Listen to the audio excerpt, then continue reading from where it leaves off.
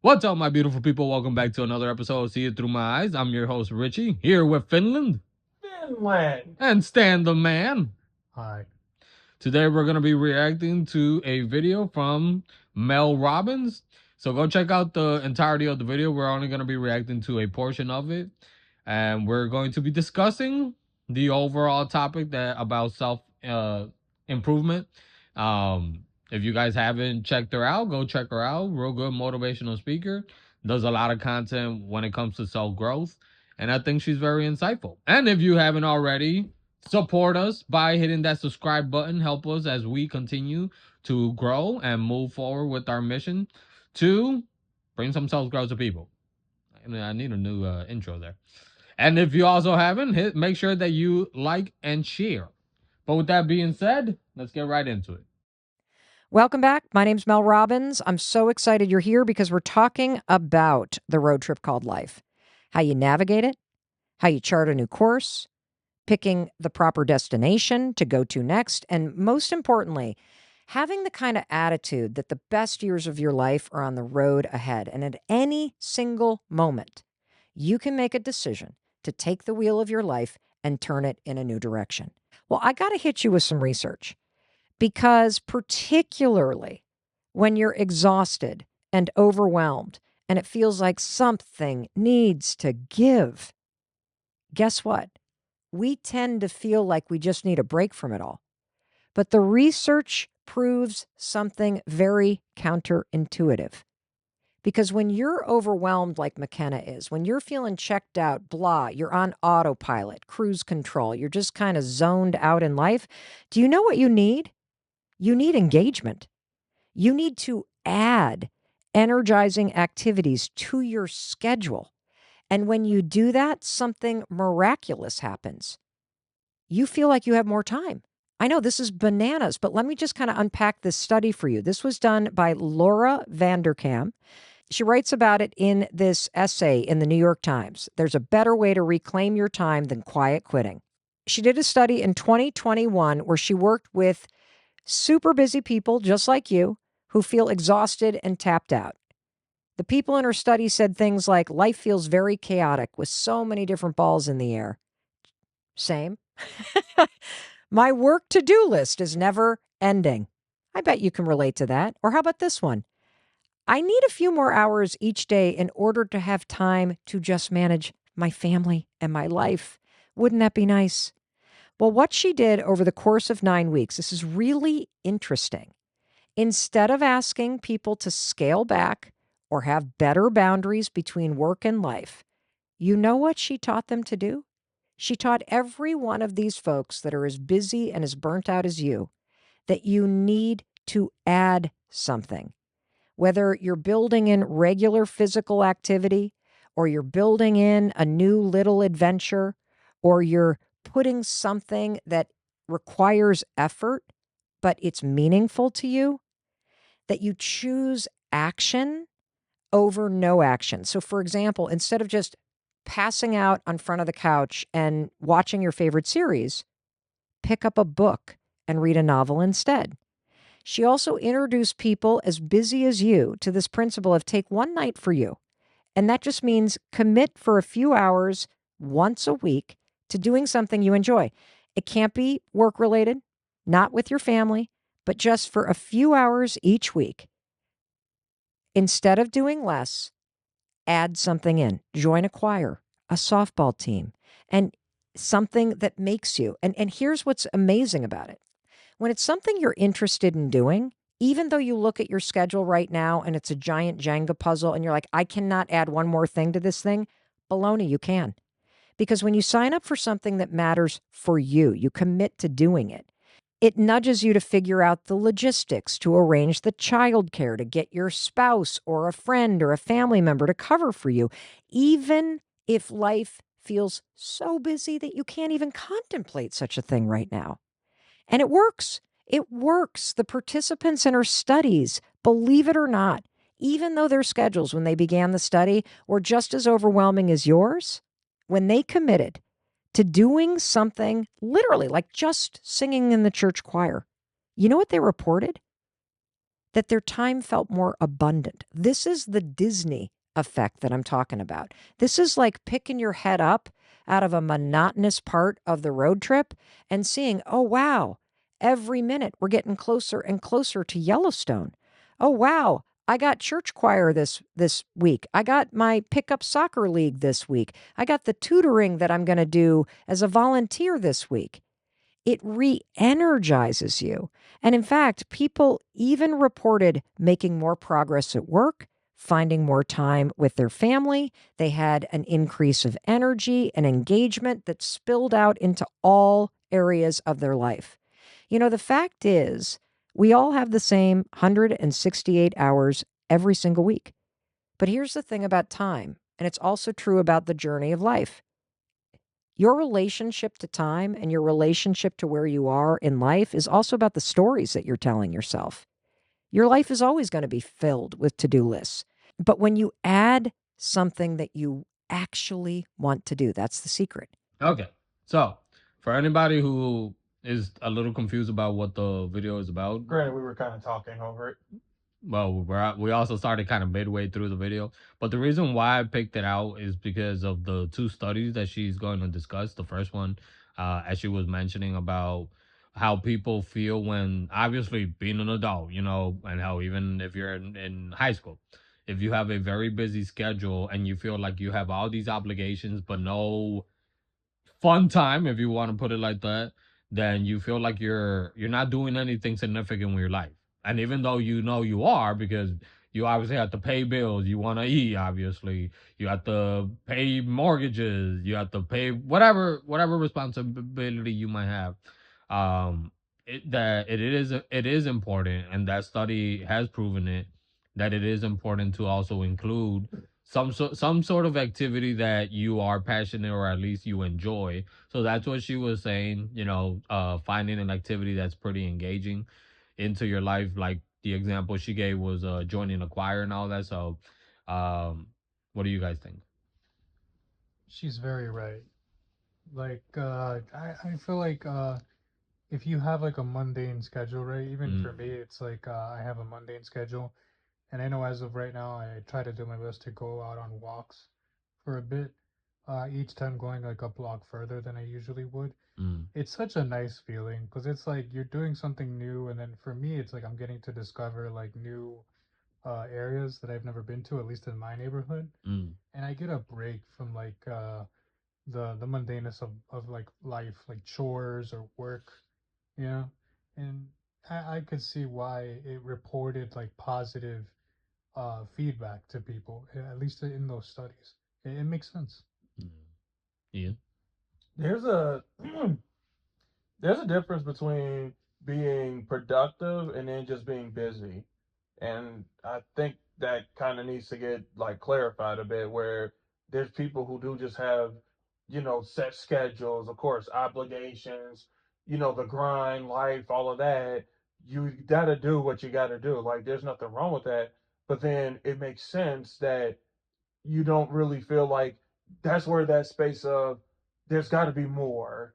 There, like I feel like I was supposed to be doing bigger and better things and stuff like that because you're just busy. You're just busy, but you're not doing necessarily something that is either like life affirming or something more that you want to do. It's because you just have to kind of do it. But then productivity is totally different, where, now it's different where it's not just about, oh, I just got to get this done. I got to get this done because I got, a deadline ahead, and this and that. You're engaging with this full heartedly where even if, I'm about to say where now a piece of you is put into it, and now you want to be a part of it. Where I mean, the best example I can give is like sometimes the way that I write where when I'm purposely trying to come up with stuff, like for like whatever it is that I'm trying to write, it doesn't really happen because I'm just trying to be busy. I gotta come up with something. I gotta do that, and then it doesn't happen. But then when the flow hits, and I find myself in a place of me being productive, that's when it just turns on. Where it's like I can just go hours and hours and hours on end and just be just doing that because I actually enjoy it. So there is a difference between just filling a schedule and just being busy and just doing stuff because it's just stuff to do, but then being productive, where it's like I'm abasing myself in front of something that I actually do enjoy, actually want to like engage with and stuff. And when you are productive, time doesn't matter, or it's like even that I have to, that kind of goes into the backdrop because you're going to be so fully in, you're not going to want to go, like, you're not going to want to go out. You're not going to want to, like, unplug. And then by the time you do, you're going to look back on it as like, I did a lot. I did a whole lot today. Yeah. I think, like you were mentioning earlier, like it's situations when people find themselves later on in life feeling like they haven't done anything with their lives. If you don't have a purpose, you get me, and then that doesn't necessarily mean just a career, but just you doing something that you enjoy, right? That's why a lot of people can balance work and also going out, with friends afterwards, or dating or clubbing or whatever it is. As long as you're being responsible with it and you know how to balance, responsibility but also having fun. If you're living life with a purpose, I think it's way more important than just living to Survival exist. mode. Yeah. You know, when you're trying to reinvent, they're trying to reinvent their lives, right? For example, like Kim Foster, who worked in the medical field for decades, but now she has a completely different direction in her life. Mel Robbins, talks about the different reinventions that she has gone through in her 50s and her 40s and her 30s. And I think that that's always an important thing to keep in mind as we get older, also, and as we move along in life, that we are going to be in different mindsets. We are going to get it to a point like the three of us. We talked about it when it came to school. Around very similar timing, we all stepped away from school because we were all either having burnouts in the careers that we were pursuing. And not that we didn't achieve anything, we did, but we kind of realized this is not for us. We all ended up on on this channel. Funny enough, the three of us, um, and it's something that I feel the three of us, when it comes to content creating, is also a passion of ours. With mine, my career, motivational speaking, and trying to start my own business. That is something that I find purpose in life because I'm trying to do something with my spirituality, and to be completely transparent, there's a lot of work that I need to put in it. Jesus has been transparent when it comes to a lot of the stuff that a lot of content creators, can relate to. The editing part, the uploading, all everything that you have to do to run a channel. It As much as you enjoy what you're doing, it's still work. You still have to put in work. That's just a responsibility. But because you know that what you're doing is something that you enjoy, it's worth it. I've also shared about when I was working at a call center years ago and I felt burnt out. And I was only working up there for a couple months, but I felt burnt out doing things that I wasn't passionate about, pursuing careers that I was told that I should. And especially because of my visual impairment, people telling me that the The only opportunities route. out there was very very narrow, and I burnt out immediately. I felt that I had no direction in life, and even of recent couple almost 2 years ago, I felt that where my career would, in social work, didn't work out where I wanted to work out. My life wasn't exactly where I wanted it to be, and I felt directionless. And right now, because I found purpose, and not just my career, but also, relationships and my health, my spirituality, all that has, I can say I have reinvented myself. So, anything else before we get into the last part? No. No. Here's another study from just a few years ago that I think is really fascinating. So they took university students, right? Super, super busy, and they divided them into two groups. One group of students were told they could leave class 15 minutes early. So they gave them 15 minutes of extra time. The other group was asked to stay 15 minutes longer and help edit at risk high school students' essays. You want to know who felt like they had more time? The kids who took 15 minutes to edit those high school students' essays. Why? Well, logically, it doesn't make any sense, does it? Because we literally gave the other students 15 extra minutes. But what did they do with it? Nothing meaningful. They probably walked over to the co-op or sat around and scrolled through social media. What happens to you when you intentionally spend time doing a rewarding and engaging activity? Your time feels less scarce. That's pretty freaking cool. And when you put time into something that is meaningful to you or you find energizing, your whole narrative about your life and your power changes. You got pretty eyes. You can't see my eyes. All right, Well, I but can see it through your eyes. subscribe. But reactions to that final part. I was kind of shocked at the way that the results were, because I really thought that like the people with the free time would report more happier, but no, it's the people that had more meaning within those 15 minutes that were happy. Those, like, adding on to her point about intention and life and moving through life with intention. Um, I think it's really fascinating to look at all that and to really see that if you add stuff in your life that you really like to do, or sometimes that you try something new that you've never tried before, but you end up liking it, how much of a positive impact it can make in your life. No, I believe that those results had to be accurate because, like you were saying, Jesus, it's like there was definitely more meaning. Like the example I can give was I was back in college, in I think it was a college algebra course, and I had a really cool teacher in there. Like one thing that he would do, whether I guess like with the class assignments, he would give students a choice where similar. The teacher would be like, if you got it, you guys can just like head out and just, come back later for like the test or quiz or whatnot. Or if you want to like, stay behind, ask questions, or just get stuff done while I'm here, I can help out. I'll be here. A big chunk of those students obviously left because the main excuse, oh, I have this, I got that, and then in truth, a lot of them more like some of them probably did, but a good chunk of them didn't. They just didn't want to be in there. So then it was just a few of us in there that was left with the professor, and I got to be honest, it felt more meaningful. Where the teacher was literally going to each of us, really like helping us. We was engaging with each other and the teacher and all of that. And then of course the results, they showed themselves when we actually had the quiz, where the ones like we stayed behind, those like that was really like well done. And then of course the ones that left out, some of them was kind of hit and miss. And of course, it's like, well, maybe they didn't study and all this and that. But it's just like a lot of people, they want to just be busy. And so that whole statement, oh, I just gotta go, I gotta go, I gotta go. Go where?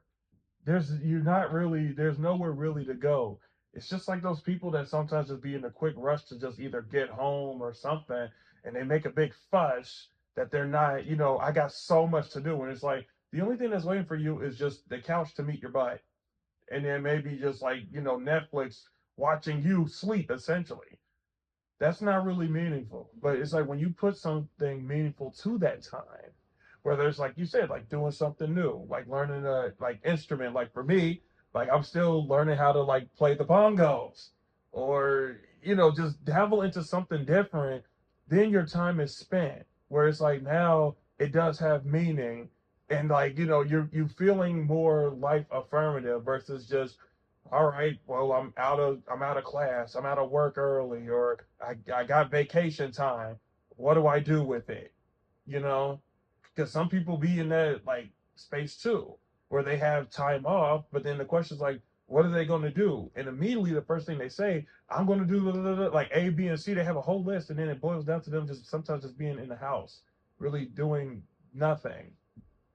And for relaxing purposes, that can be fine. But then other times it's just like boredom. It's empty, and that's kind of sad. For me, I was in the other grouping. If I was given the opportunity to leave 15 minutes earlier, I would leave 20 minutes earlier. Or never show up at all. Eh, Um, I kind of compare it to somebody in my life. She's listening as we speak, one of our subscribers, because she was the complete opposite. She not only would stay 15 minutes after, she'll stay a whole hour if she could. And I used to always make fun of her. Oh, you nerd, and this and this and that. But the minute that she graduated high school, she went right into the career she wanted, and she's been very successful at it. I struggled the minute that I graduated. Hell, I hardly was able to graduate. And You did throw your cap off at the wrong time. something changed these last few years that I have mentioned before, where I'm writing a series right now. I'm working with Ian, but I've been working on a couple series, writing and writing, for the last decade. I also started getting into researching about different cultures and countries. I had a second channel based off of that I kind of deleted due to time. And even right now, with everything that I'm trying to do with the business, with this channel, with the motivational speaking, I'm doing writing, I'm doing research, something that I hated back in high school. That's And right. now I'm doing it. And it's not that it's fun, at least not, the business side of stuff. It's still not fun. It's still, hard work to do. But because, like I said earlier, now I have a purpose. It's all that hard work is purposeful. One thing that I said when I decided that I didn't want to be working a 9 to 5 job that I hated. Not that 9 to 5 jobs are bad, but the ones that you don't have much of a say and you're kind of there because of the means. Um, every job or any career, you're going to find stress. You're going to have your lows. You're going to have your bad days. But if you're doing something that you're passionate about, it's going to make it worth it. Like I said earlier, and to me, going through all the stress that I got to go to, some days I'm just completely out of energy because of all the hard work that I've been putting into all the research and a lot of this stuff. But like I said, because I know I have a purpose, I have a direction, I know that it's worth it. So for anybody listening that is feeling that, whether it's feeling burnt out or feeling like your life has no direction, do it. Try it. Try what Mel is talking about. Try what these tests and experiments are discussing. Go check those out. Do your own research and integrate something that you're passionate about, because that's what life is about. I get that people, oh, work isn't supposed to be fun, and yeah, to a certain point, but you're also not supposed to just work, and do nothing meaningful with your life. Be- That's how you end up just kind of prematurely aging out fast. Like and that's how dreams die. you're gonna be laying in your deathbed one day, surrounded by all your dreams that are gonna be staring back at you and saying, "We could have been." Where'd it go?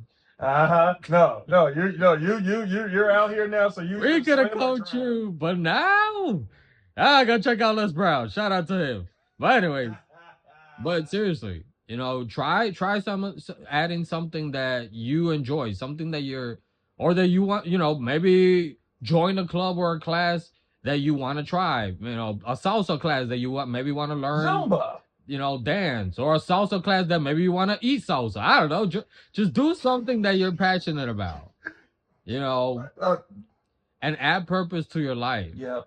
No, I just want to double in on that.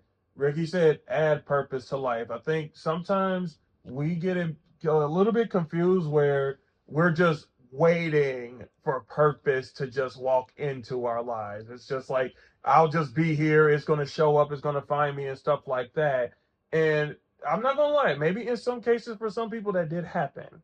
But in these cases, you're gonna have to add like finding purpose is a discovery adventure. It's not just gonna always just show up and just wander onto you. You gotta go search that thing out. There's some stuff that maybe you didn't realize could be your purpose because it's like I never considered it. I'm not good at art. I'm not good at music or this and that. Sometimes in those places of where I'm not good at or where I never imagined that is where the dream is. That is where the purpose lies. It's opposite. But you actually have to go out there and find it, and you got to add that to your life. You can't just be waiting for just it to just, I guess, come down from heaven. This is your purpose. You might have to. You're gonna have to go search for that and train for it and prep for it. It's okay to restart, reinvent yourself. And it doesn't make you a failure. It doesn't make you any less. It's scary, but it's gonna be worth it. So go check out the entirety of the video. It's called "How to Reinvent Your Life Starting Now." Mel Robbins podcast on the Mel Robbins channel. Go check her out. Show her some love, and if you haven't already, hit that like and share. And if you're looking for purpose, find it here through our videos, our content, and you'll find purpose. By hitting the like button, you'll get even more purpose. As a matter of fact, by leaving the comments, you'll get even more purpose. You're gonna add purpose to your life. And you're joining a community by leaving a comment. I thought we were gonna. You're gonna be more attractive. You're gonna attract more happiness because you're giving us happiness. We sound like a cult. I thought we were gonna point to the inside. You're either in or you're out. Not in this code, I'm not. Anyway, so that's just me and Jesus from this point forward. Be the third person. Replace the guy. What was his name? It doesn't matter. But subscribe to our channel. Shout out to the guy that just got fired. Take care. We'll see it through your eyes. Oh. Yeah, you're right. See it through my eyes. Bye, guys.